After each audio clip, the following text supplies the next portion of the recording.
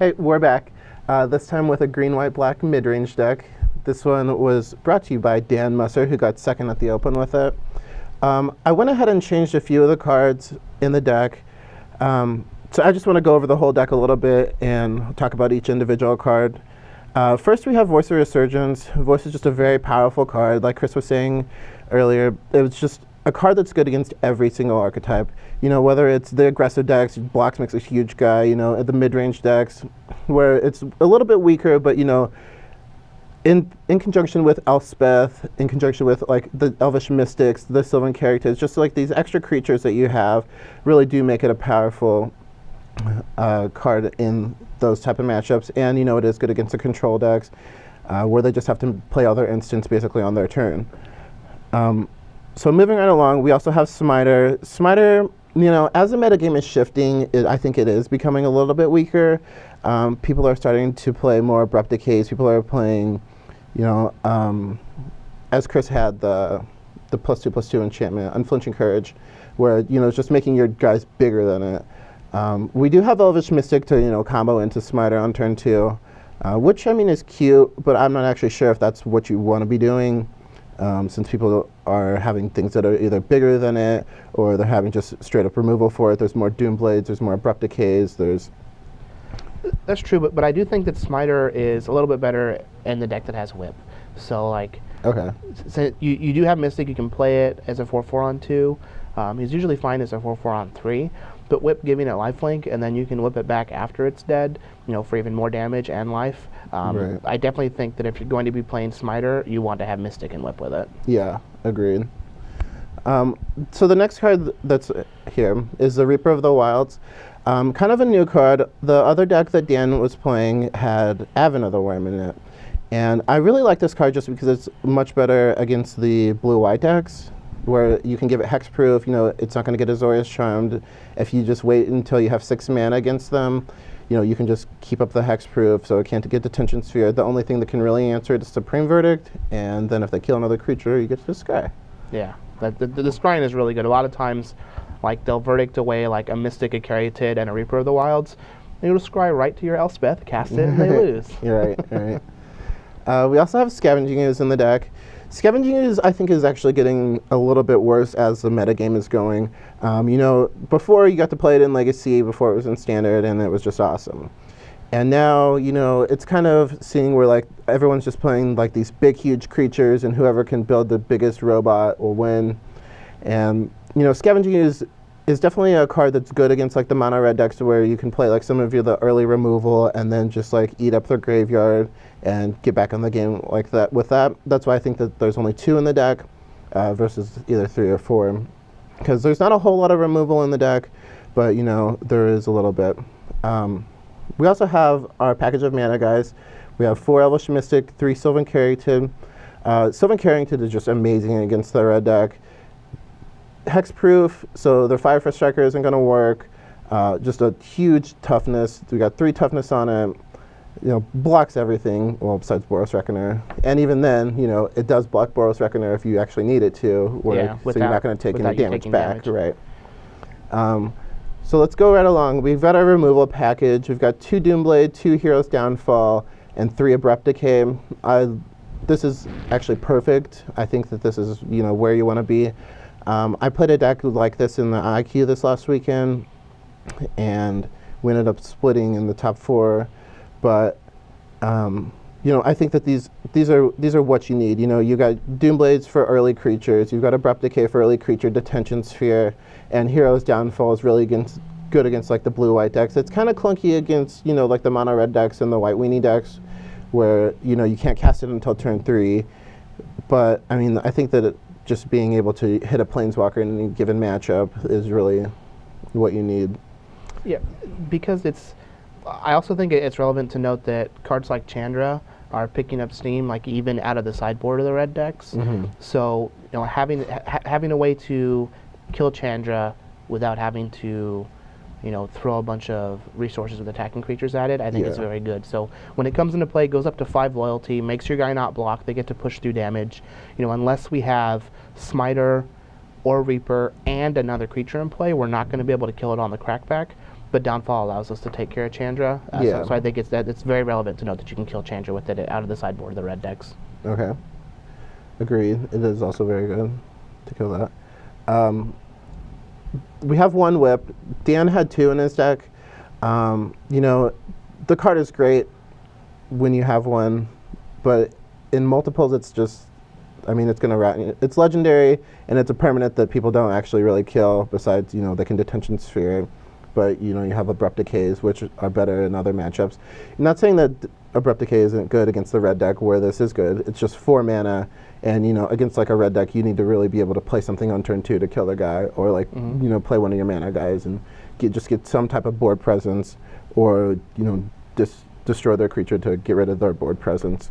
It also interacts very well, you know, with Obsidat. Being able to, instead of exiling it to the whip, you can exile it to its own ability, and then you get it back without having to do the 4 mana and everything. But the lifelink on it, you know, is also very good. It's like Chris was saying, you know, where you can just bash in with a Smiter, gain 4 life, and then, you know, if it does die to something, cool, you can always bring it back, and here's a 4 more 8 points of life difference. I actually really like the lifelink on the whip. I feel like even if Whip didn't have its secondary ability, it would probably still be playable. It's just that all your guys can lifelink. Right. Like, that is the most important part of the card and the most underrated part of the card, in my opinion. Like, agreed. The lifelink is very, very good. Agreed. And, you know, just the ability to, I mean, make Obsidat invincible. Yeah, that's just so good against any type of control deck. And even like in the mid-range deck, you know, you can attack with your Obsidat and trade it. And, you know, a lot of times it's going to be a 2-for-1 where, you know, you can bring it back with the whip. Although it doesn't really counter Selesnya Charm, which exiles it. But that's why we got story. 3. That's a different story. So moving right along, we have Elspeth. You know, the best Planeswalker probably printed right now, maybe second best next to Jace, but I honestly think it's pretty close. A lot of people are going to flame me in the comments for it, but I feel like it's very close, if not in Elspeth's favor. She is just way too good. Yeah, like not only does it have an ability to protect itself, like both of its abilities protect itself, right. And then the ultimate wins the game. Yeah, and just like there's so much synergy between like the Voice of the Surgeon's token and Elspeth, and like if you can make this guy bigger because of the tokens, you know, you gain more life because of the whip, and it's just like a lot of the also neat 3/1s to scry with Reaper. Like if you have Elspeth and Reaper in play and they wrath, you're like, all right, I'll scry to another Reaper and then make 3 more 1/1s. Also, when I was playing this deck at the IQ, I was able to play an Elspeth and blow up 2 Archangel Athuns and a Stormbreath Dragon, which was very, very spicy. Jeez. Won that game. You don't say. Right. All right. So now that we've got Elspeth out of the way, we're going to BBD's favorite, Obsidat. So you know, can't take BBD's spot without playing some Obsidats in my deck. I mean, it's just an overall very good card. You know, it dodges tons of removal, any sorcery speed removal, you know, it gets you back in the game if you can stabilize against like a red deck or any aggressive deck. And just the ability to whip it back is like very, very good. The only reason that I don't really like playing 3 is just because sometimes you like draw more than 1, and it just like is very, very clunky in your hand. Well, and that's true, but because of the new legend rule, you can attack, get in 5, and then just play your other one to untap it. It's, you know, it's a very complicated form of vigilance, but you can just play another Obsidat, get the extra drain in, and then you have this Obsidat in your graveyard that you can whip back later if you need to. There you go. So it definitely isn't. It's not as bad as you think. Like playing the 3 because of the new legend rule. Before it would just be a giant blowout to draw multiple Obsidats, and now it's like it's a play that your opponents are rarely going to think about. So a lot of times you can get them to 2 and then just kill them with another Obsidat in your hand. Yeah, agreed. They might think that they have the extra turn to maybe do something. Yep. Right. And then you get them. And the last card that we have in the deck, one that Dan was just playing in his sideboard, is Thoughtseize. Now, if you flashback X amount of years ago, where you had this powerful fairy deck with 4 Thoughtseize, 4 Bitter Blossom, you know, Thoughtseize was really something that you wanted to play on turn 1 to just, you know, clear the way for your Bitter Blossom and then, you know, just take over the game with that. I still think that Thoughtseize is one of the most powerful cards that's in Standard right now. You know, I think it's good against any non-red deck, where, you know, the 2 life really isn't that much. You know, even if you're able to like take like a Fanatic out of their hand, where, you know, that's going to do like 5 points of damage. You know, this is actually killing the creature and it's taking just 2 instead of the 5 or how many ever. It's just an overall catch-all card. You know, it's the best at what it does between like Duress and, you know, Ostracize or whatever. It's just a very powerful card. Where Dan was playing Sin Collector in the spot, you know, being able to curve Mystic into Sin Collector is nice, but I think that Thoughtseize is where you want to be just to be able to catch all. I also think that at the Pro Tour there's going to be a lot less red decks, because that's kind of blue, white, and red decks are kind of the decks that you have to be able to, you know, succeed in the Pro Tour. Right now, as far as the metagame goes, maybe also the green-white deck, but I think that Thoughtseize is not really even that bad against the green-white deck, just because it's kind of it's not like 1-drop, 1-drop, 1-drop, 2-drop, 2-drop, 2-drop, you know, just like vomiting all these creatures into play.